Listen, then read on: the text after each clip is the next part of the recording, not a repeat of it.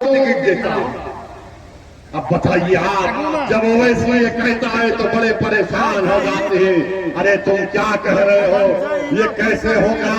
अरे मेरे भाई, अल्लाह के लिए खाली कुन फयकून कहना है, सब चीज हो जाती है। मेरा ईमान कहिए कि हम कोशिश करना हमारा काम है, जिद्दोजहद करना पूरे इखलास के साथ हमारा काम है, लड़ना हमारा काम है, कुर्बानी देना हमारा काम है, गिड़गिड़ा कर अल्लाह की बारगाह में अपनी बेबसी का इजहार करना हमारा काम है, देना उसका काम है और अल्लाह नवाजेगा इंशाअल्लाह ताला। तो 11 तारीख के दिन जो हमारे ट्रिपल तलाक का कानून बनाया मुस्लिम खवातीन को बर्बाद करने के लिए, बताओ जेडीयू के लोग तुम क्या बोलते ट्रिपल तलाक के कानून को? मुंह खोलो, नहीं बोलेंगे। CAA का कानून क्यों बनाया? मोदी आकर सीमांचल में कहता है, अमित शाह आकर सीमांचल में कहता है यहां पर घुसपैठी है। क्या किशनपुर में कोई घुसपैठी है? क्या अमूर में कोई घुसपैठी है? क्या कोई बांग्लादेशी है? क्या कोई नेपाली है? अरे जेडीयू के उम्मीदवार बोलो, जाके तुम्हारे पप्पा मोदी को बोलो घुसपैठी नहीं, यहाँ पर कय्यूम कन्हैया मिर्जापुर रहते हैं। ये सरजमीन भारत के बाशिंदों की है, मगर नहीं बोल सकते। मोदी के सामने जाएंगे तो बोलेंगे हुकुम, और ओवैसी के सामने मोदी आएगा तो सीधा तान कर हाथ में आंख डालकर बोलता हूं। मेरे अजीज दोस्तों और बुजुर्गों, आपकी सियासी क़यादत को मजबूत करिए, अपनी पार्टी को मजबूत करिए, अपने वोटों से मजबूत करिए। तो 11 नवंबर के दिन एक पैगाम आपको देना है, मोदी, अमित शाह को, नीतीश कुमार को, चिराग पासवान को, कुशवाहा साहब को। और वो पैगाम क्या है कि हम तुम्हारे इस काले वक्त कानून को मुस्तरद करते हैं, रिजेक्ट करते हैं। और कैसे करते हैं? बटन चाप पर बटन दबाकर आप इस काले कानून को रिजेक्ट करेंगे, मुस्तरद करेंगे। हाथ उठाकर बोलिए, तो बटन पर बटन दबेगा, बटन पर बटन दबेगा। मजलिस-ए इत्तेहादुल मुस्लिमीन, मजलिस-ए इत्तेहादुल मुस्लिमीन। मगर अख्तरुल ईमान नहीं गया, ना झुका ना बिका। यही तकलीफ है सबको अख्तरुल ईमान से कि ये बोलता बहुत है ऐवान असेंबली में और ये झुकता नहीं है।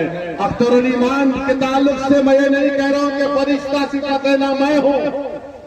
ये अल्लाह का करम है कि अल्लाह हमारे तमाम गुनाहों को उसके फजल और रहम से छुपा लेता है। मगर मेरे भाई, लड़ने वाले की जरूरत है, बोलने वाले की जरूरत है। अरे बीजेपी के जितने MP पार्लियामेंट में बैठते हैं, क्या उनमें इतनी हिम्मत है कि वो अपने कानून पर कुछ बोल सके? याद रखो, आपके नुमाइंदा है अख्तरुल ईमान, ये आपकी आवाज है। मैं आपसे अपील कर रहा हूं कि अपने इत्तेहाद को मजबूत रखिए। और मस्तान साहब को हम एक पैगाम देना चाहते हैं। मस्तान साहब, आपके गठबंधन 3.5% के मल्लाहों को मुख्यमंत्री बनाना चाहते हैं। कितने? 3.5%। 3.5% के समुदाय को उप मुख्यमंत्री बनाना चाहती है। और उस समाज का नेता बोलता है सत्ता मिलेगी तो अब की बार मल्ला का बेटा मुख्यमंत्री होगा। मैं किशनपुर में खड़े होकर जिम्मेदारी के साथ कह रहा हूं, 17% अल्पसंख्यक समाज मुसलमान बिहार में है। तो क्या आदम का बेटा, अब्दुल्ला का बेटा, मोहम्मद का बेटा, फातिमा का बेटा बिहार का मुख्यमंत्री नहीं बन सकता? बताओ। अब बात मुख्यमंत्री की नहीं होगी, बात मुख्यमंत्री की होगी। अब लड़ाई मुख्यमंत्री की होगी। और इंशाअल्लाह ताला सीमांचल का बेटा जब पटना की गद्दी पर बैठेगा, तभी सीमांचल के वासियों से इंसाफ होगा। लोग बोलेंगे ऐसी जज्बाती तकरीर कर रहा है। अरे गूंगो, तुम्हारा ज़मीर मर चुका है, मेरा ज़मीर जिंदा है। मुझे यकीन है अल्लाह की ज़ात पर, अल्लाह इंशाअल्लाह ताला हमको इज्जतों से नवाजने वाला। कोई सोचा था कि मजलिस के 6 MLA जीतेंगे, मैं जिम्मेदारी कांग्रेस ने दिया कि नहीं? पुलिया की नौकरी होनी थी, माराना पुलिया की नौकरी होनी थी 19,000 मिली, सिर्फ 6,000। सुरजापुरी की नौकरी 39,000, सिर्फ 16,000 मिली। छोड़ दिया कि नहीं? लूटा कि नहीं? बांटा कि नहीं? नारा लगाओ, खलस लगाओ, सबने दिया है हमको चोट। आवाज बड़ों की नहीं, भाइयों की आवाज आ रही है, लगाओ आवाज। सबने दिया है हमको चोट, सबके दिल में है खोट।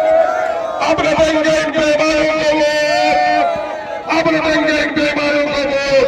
इनकलाब, इनकलाब, बैरिस्टर सुंदरवैसी, पतंग का निशान, राजस्थानी और बिशनपुर का नौजवान, तुरपैनी का किसान, सेन गांव का जवान, मेरी खाला और अम्मी जान, बहुत बहुत शुक्रिया।